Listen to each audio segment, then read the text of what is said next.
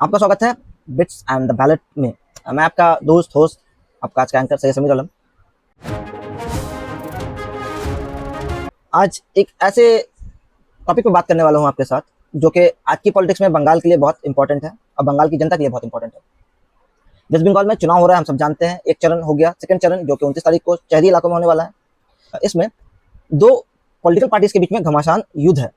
पहला बीजेपी और दूसरा करंटली जो इस स्टेट को रूल कर रही है तृणमूल कांग्रेस। ये दोनों पार्टीज अपने अपने स्ट्रॉन्ग होल्ड्स पे लड़ने की कोशिश कर रही है। बीजेपी का नारा है आसोल परिवर्तन का, माने असल बदलाव। इससे पहले टीएमसी ने जब सीपीएम को उखाड़ फेंका था बंगाल से, तो उन्होंने भी माँ माटी मानुष का नारा देते हुए, परिवर्तन का नारा देते हुए अपने आंदोलन को बंगाल को बदलने के लिए इंपॉर्टेंट बताते हुए शुरू किया था। तो बीजेपी भी वही कर रही है, सेम थिंग। तो आसोल परिवर्तन या सोनार बांग्ला बनाने का जो वादा है, इसमें उन्होंने एक किताबचा रिलीज किया, यानी अपने मैनिफेस्टो में, जिसको बीजेपी संकल्प पत्र बहुत सारे स्टेट्स में कहती है उनका। तो आज हम उसी संकल्प पत्र, वैसे ही संकल्प पत्रों की बात करेंगे। आम जनता इस संकल्प पत्र से कितनी हद तक जुड़े या जुड़ सकती है या जुड़ेगी, और क्यों जुड़े और क्यों ना जुड़े, आज वो डिस्कस करेंगे। इस मैनिफेस्टो में बहुत सारे वादे किए गए। कुछ ऐसे वादे जिनको मैच किया गया या डबल बताया गया, जिनमें बहुत कॉमन है कि भाई औरतों के अकाउंट में 3,000 रुपये देंगे। जितने भी वादे थे, बहुत सारी योजनाएं हैं कि रोजगार लाएंगे, फैक्ट्रीज शुरू की जाएंगी, जो स्कीम्स चल रही हैं स्कीम्स रनिंग रहेंगी, चाहे वो औरतों के लिए हो, चाहे वो बेरोजगार भत्ता हो, डबल बेरोजगार भत्ता तो डबल कर देंगे, या फिर वैसे ही और भी स्कीम्स, सबूत साथी को किसी नए नाम से बताना हो, लाडली बेटी स्कीम को लाना हो, ये तो उनके वादे हैं। लेकिन क्या ऐसा ही कोई स्कीम बंगाल में चल रहा है, या उन्हीं वादों से रिलेटेड तो तमाम वादे जो बीजेपी कर रही है, सेम स्कीम्स बंगाल में अभी भी रनिंग है।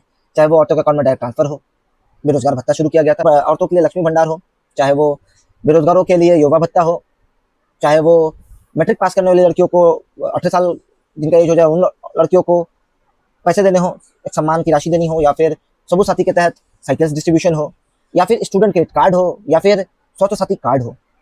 ये चीज़ें बंगाल में चल रही हैं। किसानों के लिए भी योजना है 10,000 रुपये डायरेक्ट ट्रांसफर ईयरली स्कीम। ये चीज़ें हैं, और भी बहुत सारे स्कीम्स हैं बंगाल में।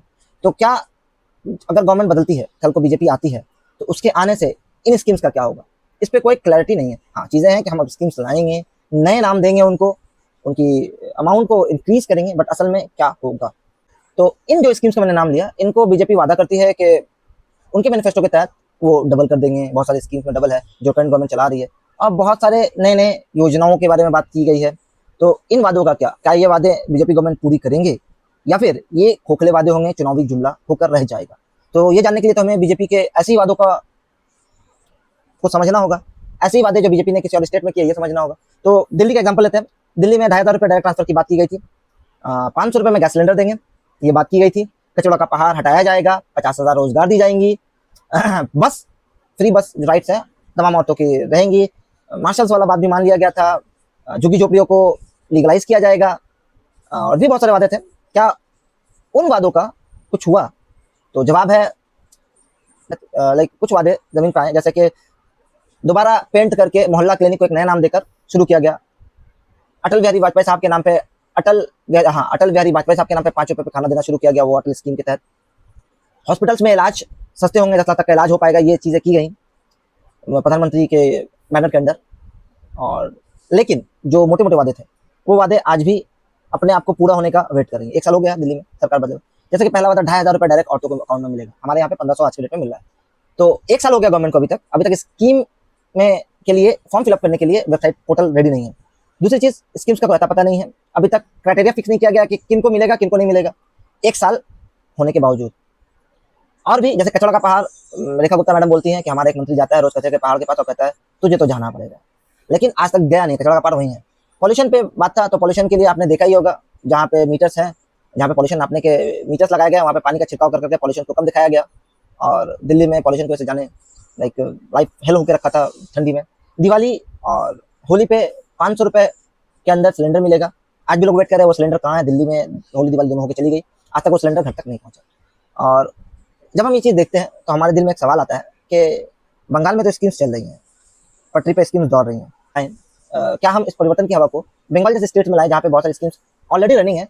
तो इससे उन स्कीम्स को और बेटर तरीके से किया जाएगा, या फिर ऐसे ही दिल्ली की तरह साल भर या 6 महीने तक जो लोग इन स्कीम्स पर निर्भर हैं, चाहे वो सबूत साथी हो, चाहे वो 1,500 रुपये डायरेक्ट ट्रांसफर टू वुमेन्स हो, चाहे वो स्टूडेंट क्रेडिट कार्ड के तहत बच्चों की फीस दी जा रही हो, चाहे वो 25,000 या जो भी अमाउंट दिया जाता है लड़कियों को 18 साल की एज मिलने पे वो हो, चाहे वो 5 लाख तक का मुफ्त इलाज किसी भी प्राइवेट हॉस्पिटल में हो रहा हो वो हो। क्या इन स्कीम्स को दिल्ली की तरह ही, दिल्ली की तर्ज पे ही रोक दिया जाएगा क्योंकि उसका नाम बदलना है? क्योंकि अभी तक क्राइटेरिया फिक्स नहीं किया गया है कि बस में जो सफर करने को फ्री मिलेगा वो दिल्ली के रेसिडेंट्स को मिलेगा, सभी को नहीं मिलेगा, तमाम औरतों के लिए वैलिड नहीं है। क्या वो 5 लाख का अमाउंट घटाकर कम कर दिया जाएगा? सवाल बहुत सारे हैं और जनता के दिमाग में चीज चल रहा होगा कि दिल्ली को देख के हमने क्या सीखा या हम क्या सीख सकते हैं। बहुत सारी वादे सरकारें और पार्टीज करती हैं और उनको अमली जामा पहनाना, पूरा करना अलग बात है। सरकारें हमेशा बहाना देती हैं हमारे पास फंड की कमी है, सरकारें हमेशा बहाना देती हैं कि अभी फंड अरेंज नहीं हो पाया, डायल्यूशन में है फंड। इस फंड के चक्कर में कहीं जो चल रही स्कीम्स पर डिपेंडेंट लोग हैं सफर ना करें।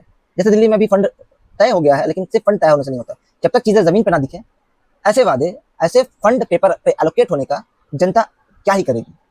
भूखे मरने वाली जनताओं को तो अपनी भूख से मतलब है, ना कि बड़े बड़े वादा, डबल इंजन सरकार या फिर ऐसे ही जुमलों से। बंगाल की आम जनता इसी डर से परेशान है सत्ता का परिवर्तन कहीं उनके लिए एक बुरा सपना ना साबित हो। तमाम चल रही स्कीम्स जिन पे वो डिपेंडेंट है वो रुक ना जाए, चलती हुई गाड़ी में ब्रेक ना लगाकर इन मुसाफिरों को आधे रास्ते पे ना छोड़ दिया जाए। क्योंकि कुर्सी की इस लड़ाई में सबसे बड़ा नुकसान हमेशा और हमेशा आम जनता का ही होता है। नेता बदल जाते हैं, पार्टीज बदल जाती हैं, सरकारें आती हैं, सरकारें जाती हैं।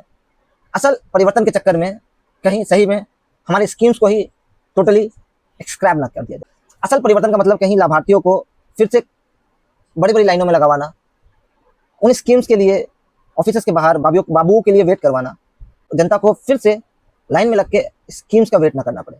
ऐसे ही सवाल हम अब इस चैनल पे उठाते रहेंगे। आपका समर्थन हमारे चैनल को मजबूत करेगा और हमारी आवाज़ को और बुलंद करेगा।